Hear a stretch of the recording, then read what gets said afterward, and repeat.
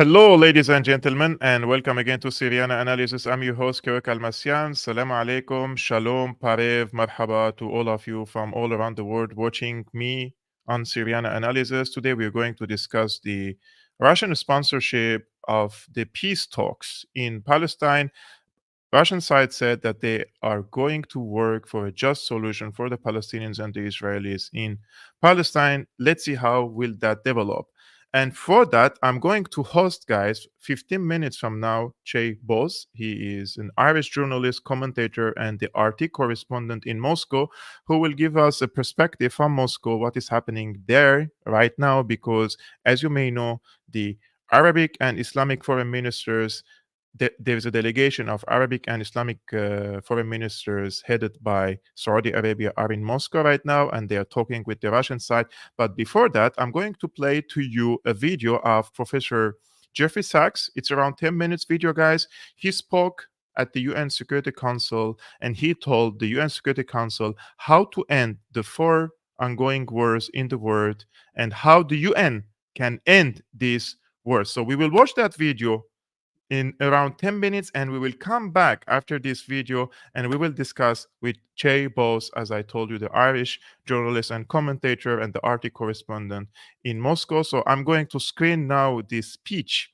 of Jeffrey Sachs, and we're coming back after this video. Mr. President, ambassadors, Secretary General, NDB President Rousseff, distinguished diplomats, ladies and gentlemen. Today's meeting takes place at a time of several major wars. In my testimony, I will refer to 4. the Ukraine War, which started in 2014 with the violent overthrow of Ukraine's President Viktor Yanukovych, the Israel-Palestine War, which has flared repeatedly since 1967, the Syrian War, which began in 2011, and the Sahel Wars, which began in 2012 in Mali and have now spread throughout the Sahel. These wars may seem intractable, but they are not. Indeed, I would suggest that all four wars could be ended quickly by agreement within the UN Security Council. One reason is that major wars must be fed from the outside, both with external finances and armaments. The UN Security Council could agree to choke off these awful wars by withholding external finance and armaments. This would require an agreement among the major powers. The other reason why these wars can end quickly is that they result from economic and political factors that can be addressed through diplomacy rather than through war. By addressing the underlying political and economic factors, the Security Council can establish conditions for peace and sustainable development. Let me consider each of the four wars in turn briefly. The war in Ukraine has two main political causes. The first is the attempt by NATO to expand to Ukraine despite the timely and repeated objections by Russia. Russia considers NATO presence in Ukraine as a significant threat to Russia's security. The second political cause is the East-West ethnic division in Ukraine, partly along linguistic and partly along religious lines.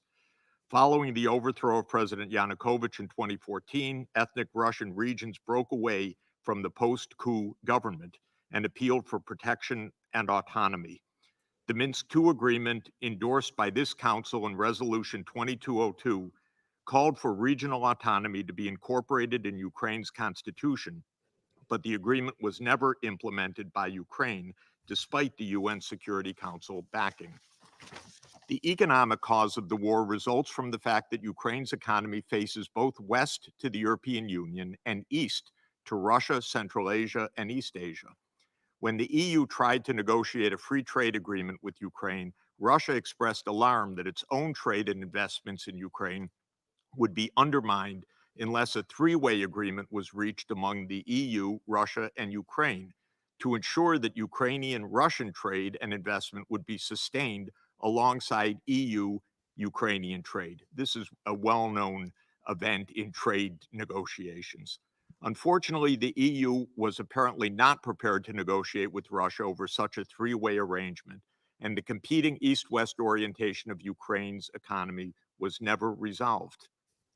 This council could end the Ukraine war quickly by addressing its underlying political and economic causes. On the political front, the P5 countries should agree to extend a security guarantee to Ukraine while also agreeing that NATO will not expand to Ukraine, thereby addressing Russia's concerns over NATO enlargement. The Council should also work to achieve a lasting governance solution regarding Ukraine's ethnic divisions. On the economic side, there are two considerations, one in policy and the other in finance. On policy, Ukraine's strong economic interest is to join the European Union while also maintaining open trade and financial relations with Russia and the rest of Eurasia. Ukraine's trade policy should be inclusive rather than diversionary, allowing Ukraine to serve as a vibrant economic bridge across the east and west of Eurasia. On the financing side, Ukraine will need funding for reconstruction and for new physical infrastructure such as fast rail, renewable energy, 5G, and port modernization. As I described below, I recommend that the Security Council establish a new peace and development fund to help mobilize the financing to help Ukraine and other war zones to turn away from war towards recovery and long-term sustainable development. Consider in a similar way the war in Israel and Palestine.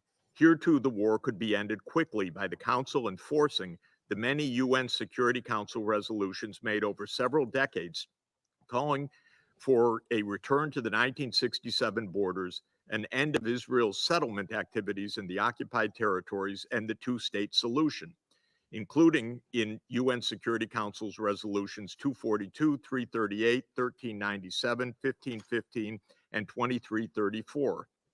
It is clear that Israel and Palestine are unable to reach agreements in line with these UN Security Council resolutions.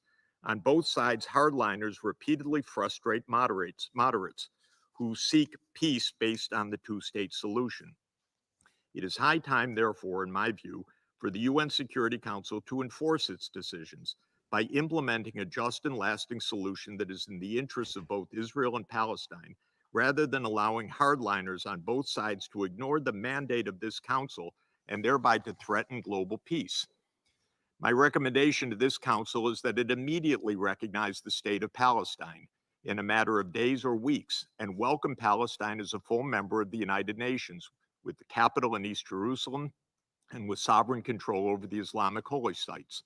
The Council should establish a peacekeeping force drawn heavily from the neighboring Arab countries to help provide security in Palestine.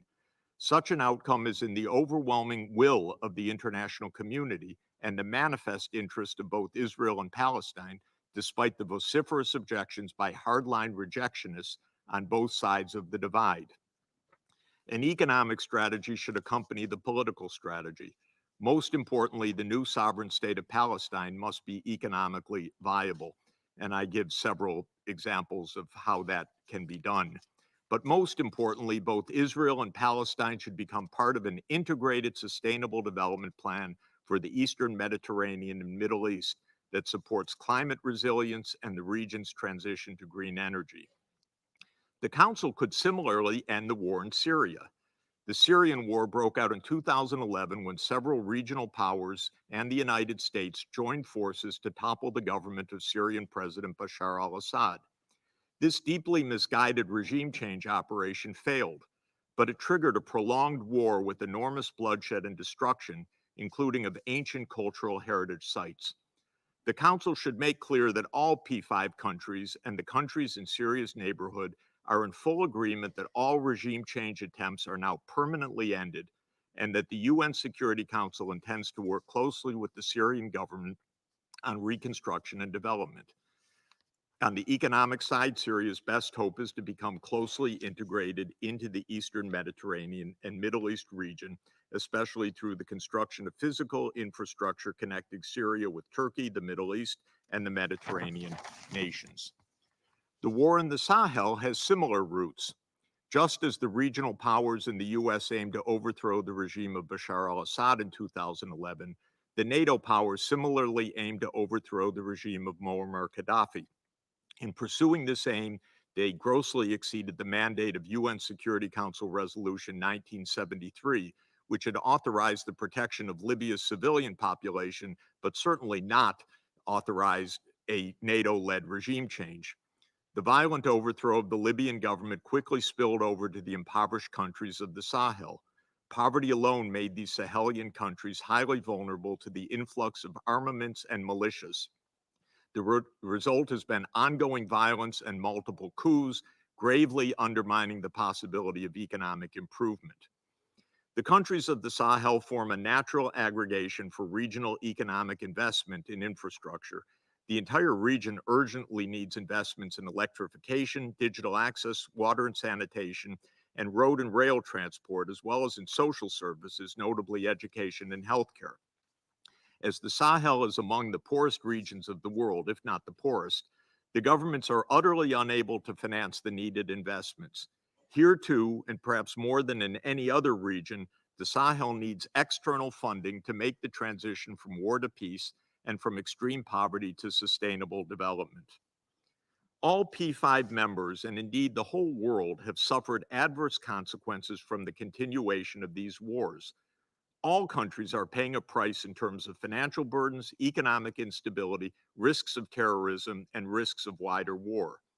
The Security Council is in a position to take decisive actions to end the wars precisely because it is clear that the interests of all UN Security Council members, and notably all of the P5 countries, is to bring these long-standing wars to an end before they escalate into even more dangerous conflicts.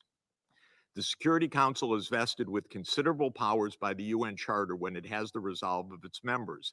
It can introduce peacekeepers and even armies if necessary. It can impose economic sanctions on countries that do not comply with UN Security Council resolutions. It can provide security guarantees to nations. It can make referrals to the International Criminal Court to stop war crimes. In short, the Council is certainly able to enforce its resolutions if it chooses to do so. For the sake of global peace, let the Council now choose to end these wars. The UN Security Council can also bolster its toolkit by engaging in economic peace building alongside the more usual decisions on borders, peacekeepers, sanctions, and the like. I've mentioned already several times the idea of creating a new peace and development fund that the UN Security Council could deploy to create positive dynamics for sustainable development and to work with other investors such as the World Bank, the IMF, the regional development banks such as the NDB, and others to co-invest in peacemaking. I would recommend 3 guideposts for such a fund. First, it would be funded by the major powers by transferring a part of their military outlays to global peacemaking. The US, for example, now spends roughly $1 trillion per year on the military, while China, Russia, India, and Saudi Arabia are the next biggest spenders, with combined military spending roughly half of the US. Suppose that these countries reduce military outlays by just 10% and redirect the savings to the Peace and Development Fund. That alone would free up around $160 billion per year. Second, the fund would emphasize regional integration. This is paramount for peacemaking as well as for successful development. Ukraine would be helped to integrate both West and East. Israel, Palestine, and Syria would all be helped to integrate in a network of the Eastern Mediterranean and Middle East. The Sahel countries would be helped to break their isolation and lack of services through a network of infrastructure. Third, the Peace and Development Fund would partner with other funding streams such as China's Belt and Road Initiative, the European Union's Global Gateway, the G7's Global Partnership for Infrastructure and Investment, and increased lending by the Bretton Woods institutions and the regional development banks, as the Secretary General has called for in the SDG stimulus. Interestingly, the Fund for Peace and Development could be a vehicle for greater investment partnerships that links China, the EU, the United States, and the G7. This too would be a contribution towards peace, not only into ending today's wars, but into increasing cooperation among the world's major powers. Directly across the street from us is Isaiah's wall, with the visionary words of the great Jewish prophet of the 8th century BCE. They shall beat their swords into plowshares and their spears into pruning hooks. Nations shall not lift up sword against nation, neither shall they learn war anymore. It is time to honor Isaiah's words by ending these useless and destructive wars, slashing military outlays and turning the savings into new investments in education, healthcare, renewable energy, and social protection. As an American, I am proud that our greatest president, Franklin Delano Roosevelt, was the visionary who oversaw the establishment of this great institution. I firmly believe in the capacity of the United Nations and of this Security Council to keep the peace and to promote sustainable development. When all 193 UN member states, or 194 with the membership of Palestine, live up to the UN Charter, we will have a new global age of peace and sustainable development. Thank you. So, guys, we have now 4 different conflicts around the world, one of which is in my country, Syria. He mentioned it, and I think his analysis of the Syrian case is correct. It was a regime change war initiated by the United States in 2011.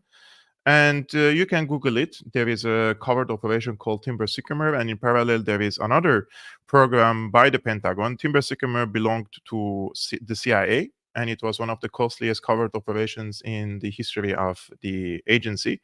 And in parallel, there was another program by the Pentagon in Syria, and these 2 programs they advanced in parallel together in order to remove Bashar al-Assad from power. And I have been addressing this on Syriana Analysis since 2017. And I was called the conspiracy theorist, I was called an Assadist, I was called a propagandist, and all these things. But the truth of the matter is that what happened in Syria since 2011 was a regime change war.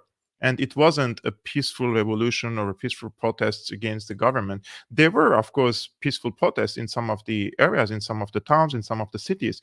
But also, they were in other places. They were violent, they were armed riots, and they were also armed gangs fighting against the government. And I believe just this is my opinion, that in any democratic country, if there are a group of people, especially if they are violent and they carry arms, RPGs, and AK-47s, and they rise against their own government, this will be called a rebellion, right? And this will be called acts of terrorism, and the government will use all its power to suppress it.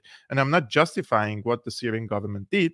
I'm just saying, in practical terms, anywhere in the world, even if this country is democratic, even if this country believes in the so-called humanitarian values, etc., they would have faced this rebellion with arms, right? And this is what happened there. So we have to put the Syrian conflict in the proper context. We have to say it was a regime change war, and it wasn't a civil war, it wasn't a peaceful revolution, etc. And now in 2023, because it is no more controversial to say it, a lot of people say these things. But in 2017 or in 2015, when I used to say these things, it was very controversial and I was accused of different things. Anyways, now that these officials also leave their posts, like Jeffrey Sachs, he was previously in the US administration, but most of the time when American officials leave their positions, they start talking the truth, and they all of a sudden care about peace and stability. And I'm not bashing Jeffrey Sachs, and I'm not saying that he's not interested in peace, but when they are in positions of power, they don't say these things. This is the point here, right? Secondly, now we have the war in Palestine, and we need a just solution for it. And who was all this time pretending to be mediator in this case was the United States. And the United States, unfortunately speaking, since the 60s, 70s, 80s, 90s, and now, it was biased toward Israel completely, right? And therefore, the Arabic countries, in my opinion, had minimum trust in the Americans. And now, with the onslaught against the Gaza Strip, it is quite clear that the American side cannot play the role of the mediator. And that's why the Arab and Islamic foreign ministers, headed by Saudi Arabia, they flew to Beijing and then they went to Moscow. And while they are in Moscow, the foreign minister of Russia, I just want to show you what he said in this regard, because he criticized the UN without directly criticizing it. He says the UN didn't show the necessary initiative, so we will have to find a mechanism to create a solution for Israel and Palestine that will suit everyone forever. Организация Объединенных Наций не проявила должной инициативы в этом вопросе. Поэтому квартет, по сути дела, не смог справиться с теми функциями, которые на него, между прочим, возложил Совет Безопасности ООН. Поэтому, когда мы сейчас будем думать о создании механизма внешнего сопровождения для согласования условий долгосрочного, устойчивого урегулирования на основе двухгосударственного решения, мы должны очень серьезно подумать, чтобы такой механизм был по-настоящему репрезентативен и в полной мере учитывал то очевидное обстоятельство, что именно страны региона лучше других понимают, как добиться решения, которое будет на долгие годы, навсегда устраивать всех. So this is what the foreign minister of Russia said. They have to find a solution that can last. And they have to find a solution that is fair to the Palestinians, to the Israelis. I don't know what is this fair solution for both of them. In Russia, they believe in two-state solution. In China, they believe in two-state solution. The Americans say they believe in two-state solution, but the Americans do not work on implementing the two-state solution. That's the difference. The Russians and the Chinese say, and they are hosting peace talks now to push forward this two-state solution. Whether it is the best for the Palestinians or the Israelis, this is not the discussion.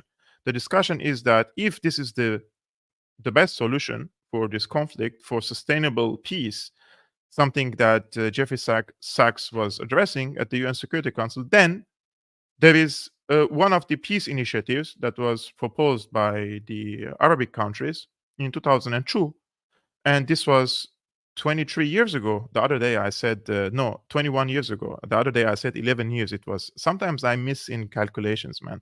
I'm not the best in calculations. Anyways, now that the balance of power is shifting, now that the United States is no more able to impose itself as the absolute hegemon on the entire world, then now we can see that they speak about this case. But okay, if you're interested in the two-state solution, if you believe in the two-state solution, if you want for the two-state solution to become true, then host peace talks in your country, invite the Arabic and Islamic foreign ministers in your country and listen to them and take their takes into consideration and implement it. The United States was this superpower for quite long time, since the end of the Second World War. And up until this moment, the United States didn't show good intentions when it came to the peace processes. Even the countries such as Egypt, which signed on a peace treaty with Israel one of the conditions was that Egypt will kick out the Soviet Union from the country and the Soviet weaponry and the Soviet influence back then, and then they have to replace it with American weaponry, American influence, and through Egypt, remember, I mean, the United States had influence on the region for quite a long time, but the expansion of this influence over the region started from after the 1973 war. When the 1973 war, Yom Kippur War, was over and the Americans presented themselves as mediators, they came to the region because they saw there is an interest there. Okay, we make a peace between Egypt and Israel. We kick the Soviets out from Egypt, and from Egypt, we project our power over North Africa and also on the Middle East. And this is what happened. So their intentions was not purely to establish peace, but also to have to establish a regional presence in the region, I would argue. Now, there is a different approach. There are different countries rising. There is China, there is Russia. There are increasing number of countries in Latin America, in Africa. They're withdrawing their ambassadors from Israel. And those are, in my opinion, big developments happening in this regard. And today, guys, I just want to mention this. I don't know what happened with Chay Bowes. I wanted to have him 10 minutes ago. Maybe there is a technical problem from his side. I just texted him. But we will continue this live streaming together until he joins. Let's see. I hope he can make it. But also, just for you to know, I emailed Alistair Krug, who is a former MI6 officer or agent, and I received a positive answer, and he will come soon on Syriana Analysis as well. And I want to ask him questions about the Middle East. I want to ask him about the information that he mentioned about the potential plan of assassinating Assad at the beginning of the Gaza onslaught, which I think now is becoming less and less probable project, but at the beginning it was on the table. Today, guys, the Israeli side and Hamas, they agreed to 4 days of ceasefire. I don't know if I can call it a ceasefire, to be honest, because 4 days I don't consider it a ceasefire. 4 days is a pause. It's a cessation of hostilities, right? And the Israeli and the Palestinian side, with the mediation of Qatar, they agreed on 4 days cessation of hostilities, which includes 2 phases. Phase number 1, Israel will release the Hamas side says 350 Palestinians. The Israeli side says 150 Palestinians. I don't know the correct number, but the numbers are varied between 150 to 350 Palestinian hostages. Mostly are women and minors. So Israel will release between 150 to 350 Palestinian hostages, mostly women and minors. Hamas, in exchange, will release 50 hostages, mostly women and children. Plus, Israel will allow Egypt to send 300 trucks of humanitarian aid and fuel to the Gaza Strip.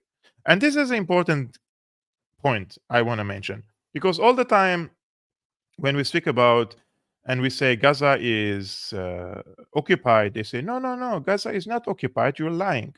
If Gaza is not occupied, then how come Israel gives the permission or doesn't give the permission for Egypt on the Egyptian side to send humanitarian aid to the Gaza Strip? Israel doesn't have borders between Gaza and Egypt, doesn't share this border, right? the one who is in control of the border is the Egyptian side, and from the other side are the Palestinian side. Then how come Israel here gives a permission or doesn't give a permission? Now they allowed 300 trucks of humanitarian aid and fuel to the Gaza Strip. Now, after 4 days comes the phase 2. Phase 2 probably is that Hamas could release more hostages in return for extending the ceasefire for several days. To be honest with you, I'm 100% for ceasefire, but long. I argue that there needs to be a long ceasefire, not few days. And okay, so the phase 2 is if Hamas releases more hostages, Israel will extend the ceasefire or the cessation of hostilities few more days. And then what? If Hamas releases all the hostages, what is going to happen next? Then Israel doesn't have the incentive to prolong the ceasefire, right? Therefore, this has to be imposed on Israel. And nobody is able to impose on Israel a ceasefire at the moment. I mean, even if the Arab and Islamic foreign ministers agree on certain roadmap in China or in Russia or both, how could this roadmap be implemented on the Palestinian case, forced on Israel? This is the real question here, right? And the second question here is, will the United States accept that the Russians and the Chinese are mediating between the Palestinians and the Israelis from their own side, and without their presence, and making deals with them? I suspect that too. So I believe that this has to be expanded. We have to be realistic about it. And I think they have to include the Americans and they have to include the Israelis now in these talks.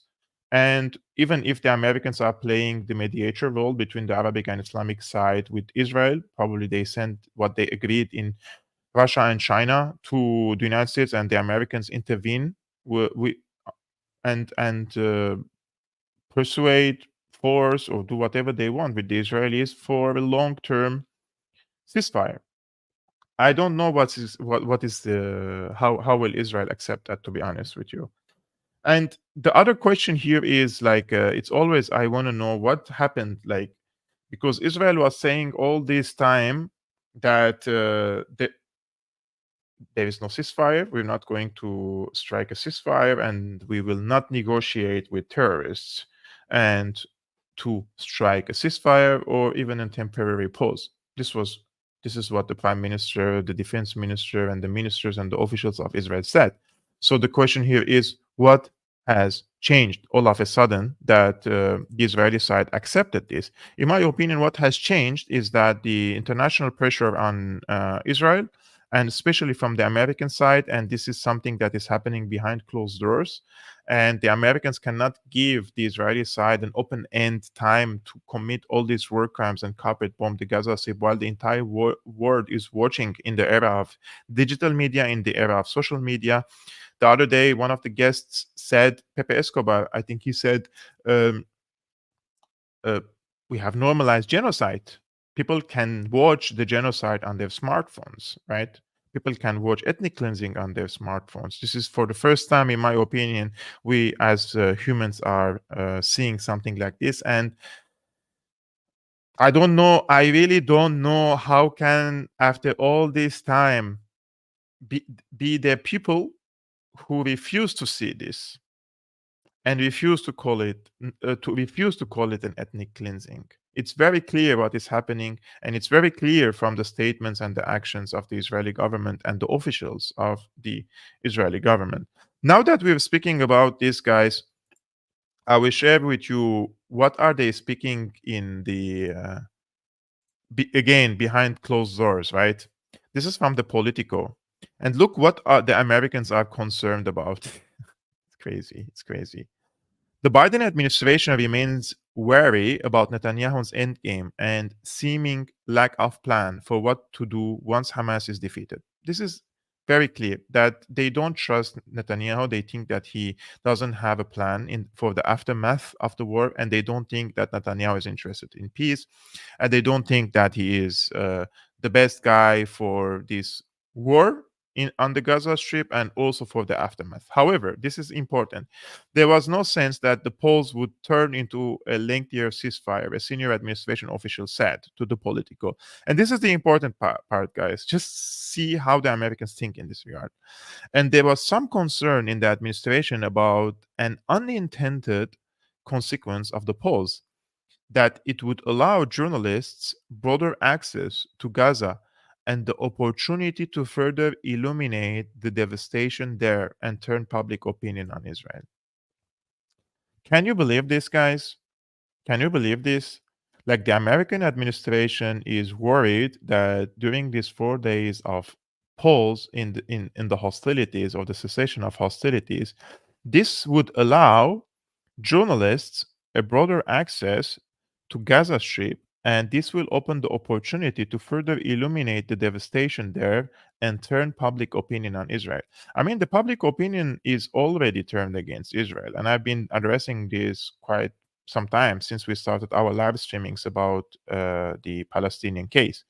But for the Americans to think that way behind closed doors, this only shows their true intentions, true colors, and their bias, right? They know the situation in the Gaza Strip. This also shows that they know how much devastation and destruction and killing and all sorts of pain that the Israeli side has inflicted upon the Palestinians in the Gaza Strip. And they don't want for the world to see that, although the world is able to see that in some way or another.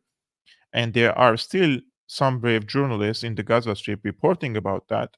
There are doctors, there are UN workers reporting about that. And there are also independent journalists, commentators who have their links or ties and connections to the Gaza Strip. They're bringing information from there. And the word, if you are, guys, in the 2023, today we are November 22nd, and if you, at this particular moment, you cannot bring information from anywhere around the world, or if you are unaware of what's happening in the Gaza Strip or in Syria or in the other places such as Ukraine, it's your fault.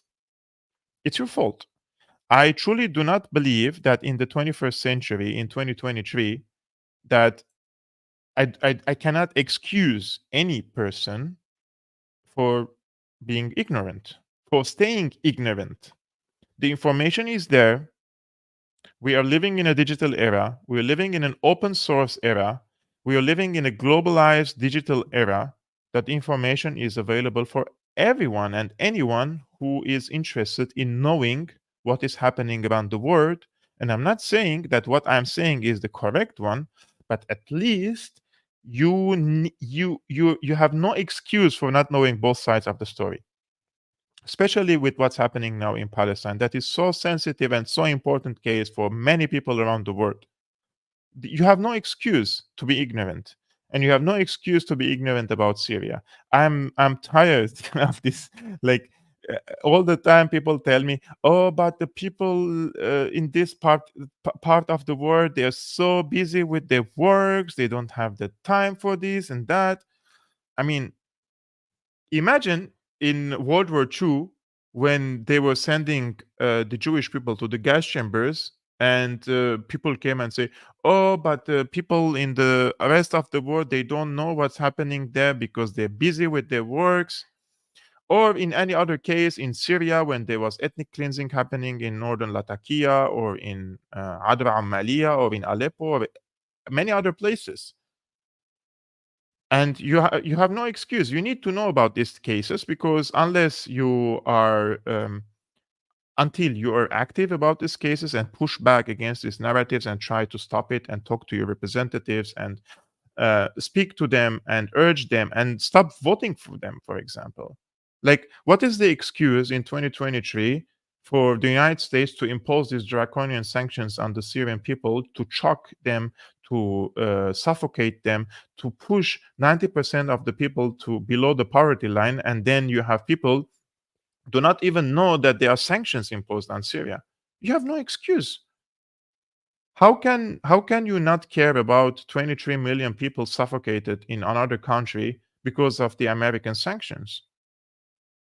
And how can you not know that the Americans initiated this war and destroyed this country? This is all open source information nowadays. And you have so many brave journalists who went to Syria and they reported from there. Why don't you listen to them? Why do you only follow what the CNN, the BBC, and all these TV channels who have track records in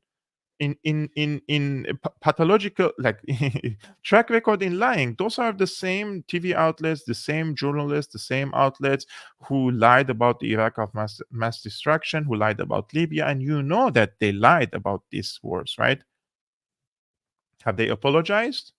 Like Julian Assange, who says journalists are also war criminals because of them creating the justifications for these wars, and how many the blood of how many people is on their hands, because they are also part of this, right? They are close to the establishment. They are also helping the establishment to wage these wars.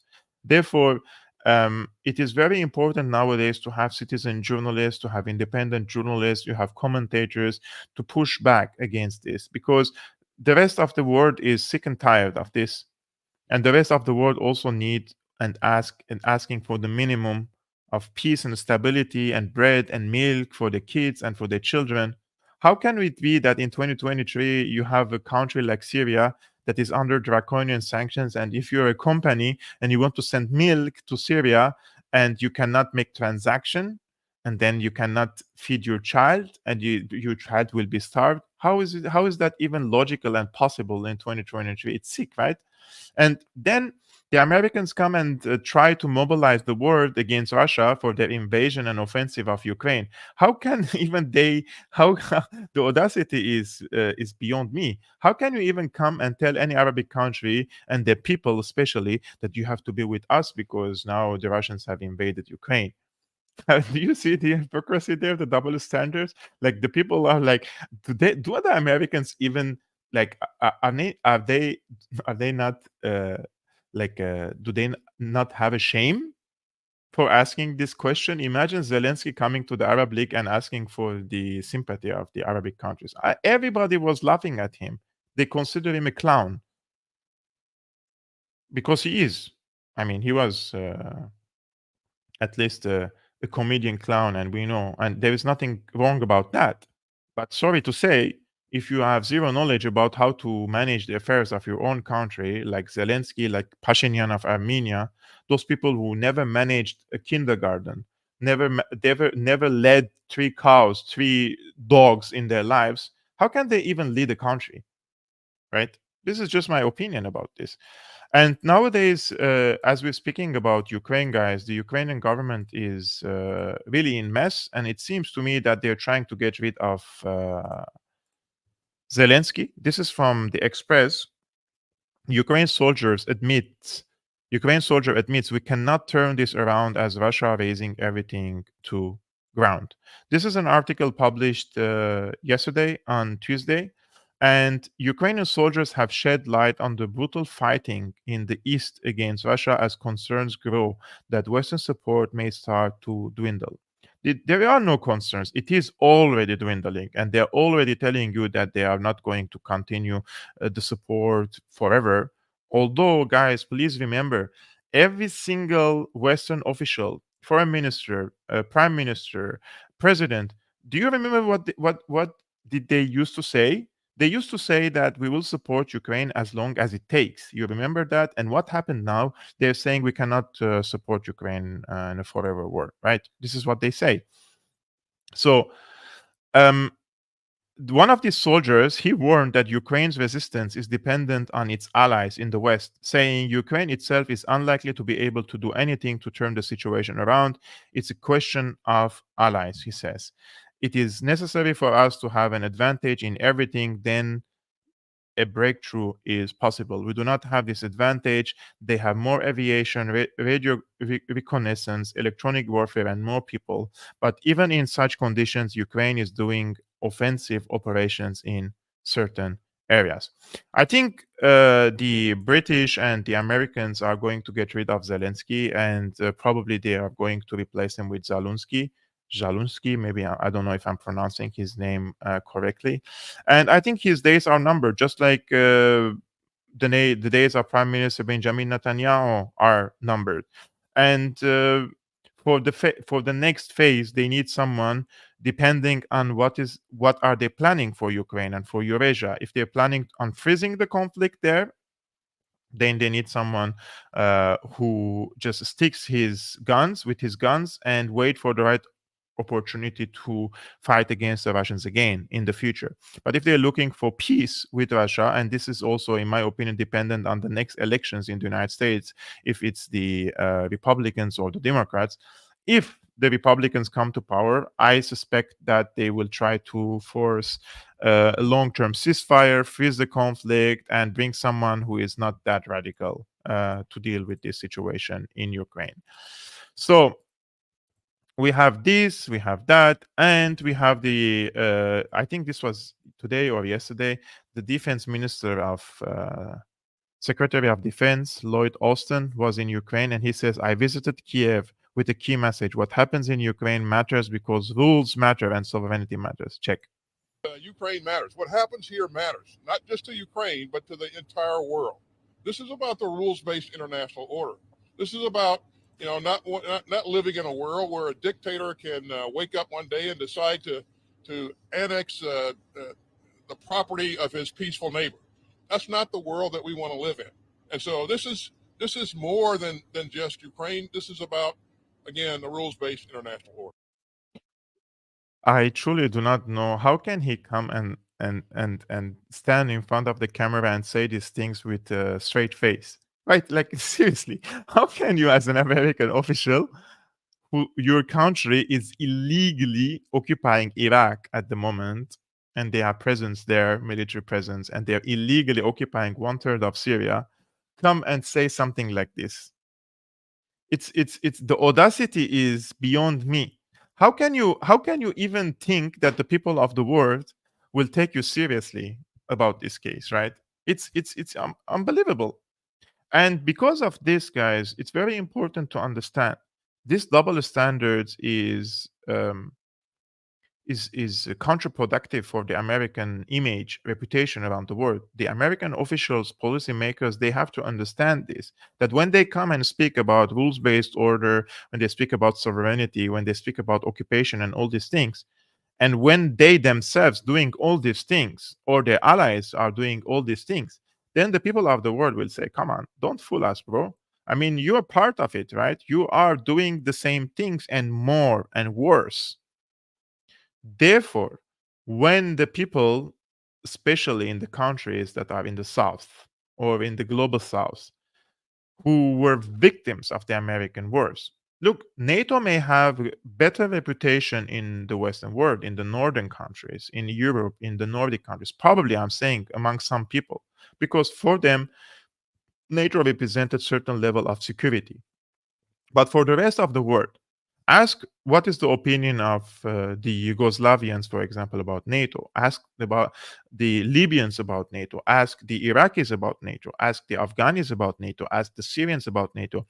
Unless some people think that the people in the north or in the west are more important and more valuable than the rest of the world, because there are tens of millions of people who are victims of this NATO coalition, US-led NATO coalition, and they're paying the price every day.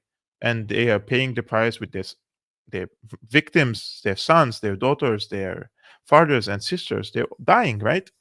Whether directly or indirectly through the sanctions. Therefore, when you come out and give such a statement, you will make a mockery of yourself in front of these people. Therefore, when you as the United States go to any of these countries and try to bring them on your side so that they come and criticize Russia or be against Russia or impose sanctions on Russia, nobody will follow suit, right? South Africa will not do it, Brazil will not do it, and Arabic countries will not do it. There is a lot of countries who will refuse that. And I think this is what's happening. This is what's happening. I'm going to show you something funny. And this is a French journalist who says this, and he says it became known what is hidden behind Putin's smile. This is a new article was published today from the Federal Press. Russian President Vladimir Putin is increasingly smiling in meetings with other leaders. Journalist from France, Galaj Fenwick, believes that such a cheerful manner is a sign for Ukraine and the entire West. He says he is literally walking on water now. Look at his humorous, cheerful tone, the journalist noted. Fenwick believes that the difficult times await Ukraine and its allies. Putin shows that everything is going as usual in Russia. At international meetings, the Russian leader behaves confidently, showing that relations with partners are developing in the right direction. Earlier, Federal Press wrote that on March 1st, 2024, the World Youth Festival will begin in Russia, which will be held in the resort city of Sochi on the federal territory of Syria. Vladimir Putin addressed the participants, marking the start of the countdown to the start of the festival. The president expressed confidence that the event will be an important step toward creating a fair and multipolar world, as well as strengthening the foundations of interaction and cooperation between countries. Probably Putin is using now his smile as a weapon against Ukraine. You remember everything they used to say Putin is using as a weapon against Ukraine, and now he probably is using his smile as a weapon against Ukraine. And on the other hand, I'm going to show you a video that is very, very sickening. So brace yourself, guys. This is a really sick video. This is Stewart Seldowitz. So his name is Stewart Seldowitz. He was the deputy director and senior political officer in the U.S. State Department's Office of Israel and Palestinian Affairs from 1999 to 2003. So Stewart Seldowitz was deputy director and senior political officer in the U.S. State Department's Office of Israel and Palestinian Affairs from 1999 to 2003. He was caught recently, this is only 2 days ago, harassing an Egyptian snack street shop and cheering the murder of Palestinian kids. And this is, I watched it. It's millions of people watched it on X. If they watched it, you have to also see and watch it, because why I'm showing you this. Remember, guys, I've been saying that these people in power are psychopaths, criminal psychopaths, and some people thought like I'm exaggerating about it. Like, these people are truly criminal psychopaths, and videos like this just reveal how sick they are, how psychopaths they are, and how warmongering people they are, how bloodthirsty they are. And these people were in position of power, and probably there are people like them now in positions of power. Take a look.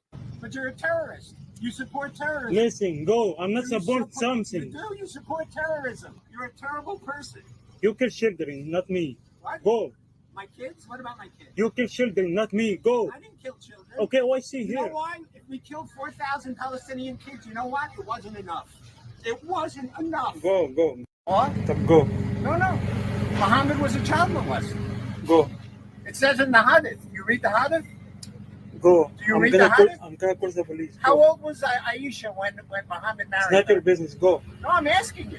Go. She was 6, and then he tried to have sex with her when she was 9, and her hair fell out. It says that in your own holy book. Go, please. No, no, you go, you go. What's your name?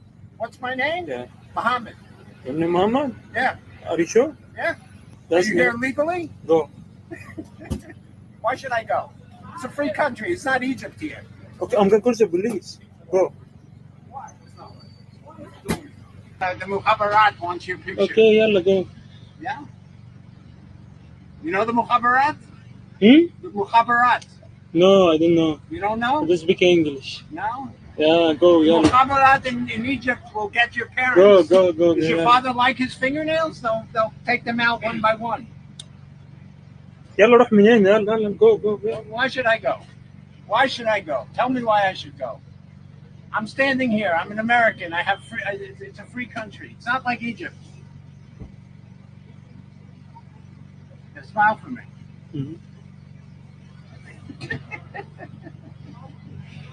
Did you rape your daughter like Muhammad did? Hmm? Did you rape your daughter like Muhammad? I speak English. You only speak English? No English. No. You don't speak English. Yes. All right. Well, that just shows how ignorant you are. Because Muhammad was a rapist.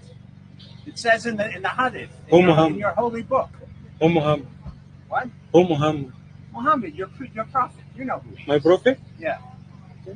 He was a rapist. He raped Aisha. Does it say that in the Hadith or not? You know that? I don't speak English. What? No English. You don't speak English? What do you speak? What do you speak? You speak Arabic? The language of the Quran? The Holy Quran? That some people use as a toilet? What do you think of that? People who use the Quran as a toilet? Does it bother you? Does it bother you? Tell me the truth. I don't speak English. You don't speak English? That's too bad. That's why you're selling food in a food cart, because you're ignorant. But you should learn English. It'll help you. Of course, When they yeah. deport you back to Egypt, and the Mukhabarat wants to interview you. Guys, do you see this guy? It's so disgusting, and he's harassing him every day. He's going to his shop, and I don't understand why is he doing that. And to be honest with you, worse still is that he's not only blatantly racist against him, he's humiliating his religion. And you know, for the Muslim communities, when you humiliate their religion, they defend their religion. And this is what he's looking for. He's provoking him to the extent that he would act and he would do something harm to him, and then he will play victim, right? This is the point why he's going there every day. But he's not really smart. I'm happy that this incident has been documented. I'm happy that this Egyptian guy, was able to document all these incidents. And what was his name? I'm forgetting his name. Stuart Seldowitz. This is him. He has become very viral, and everybody knows his face now. And look, he was behind. What was her name? Oh my God. The former Secretary of State. Sometimes I forget. 500,000 children died. 500,000 children died. So she was asked, Madeleine Albright. Yeah, thank you guys for reminding me her names. I have a problem with remembering names, by the way. I can remember all the faces, and then I forget names. Madeleine Albright.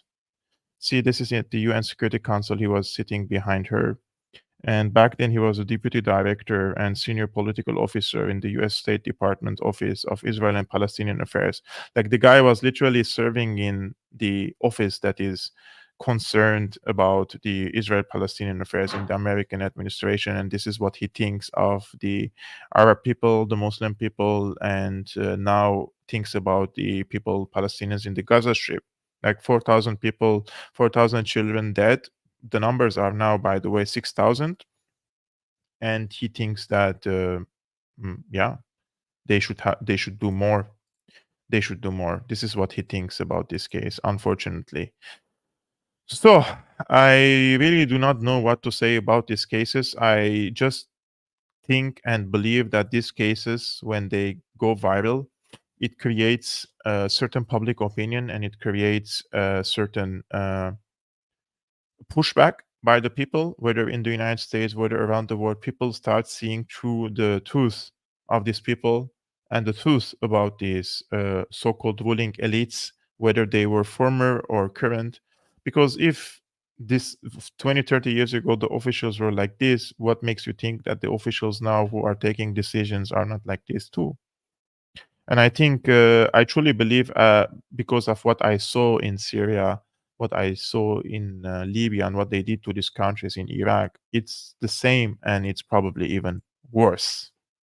So this was all for today, guys. I apologize in advance that Chay just texted me, and he said he had to go to an RT coverage and he couldn't join me. And this is something that happens when you are a journalist working for another agency. I will try to bring him back tomorrow to this show to speak about this case. And let's see also with the former MI6 agent, Alistair Cook. He will definitely come to my show. We just don't know the exact date yet. But until then, I just want to thank first There are 2-star comments. Chun Ling Tong, I hope I am pronouncing your name correctly. Thank you very much for your generous support, Chun. And also Daniela Modos Cutter. Thank you very much again, Daniela, for your generous support. I really appreciate, guys, all your comments and all your support, whether it is just by sharing the videos with your friends on social media platforms or through such what we call the sticker comments. And this type of support means a lot to me, and it supports me. It does really support me. And if you want to support my independent work, there is a link here you can see on the screen, www.patreon.com/Syriana Analysis. This is how I finance my work until the views of YouTube become higher, so that I would be, let's say, sufficient and independent 100%. But until then, I am very thankful for all your support, guys, and I will see you tomorrow. Ciao.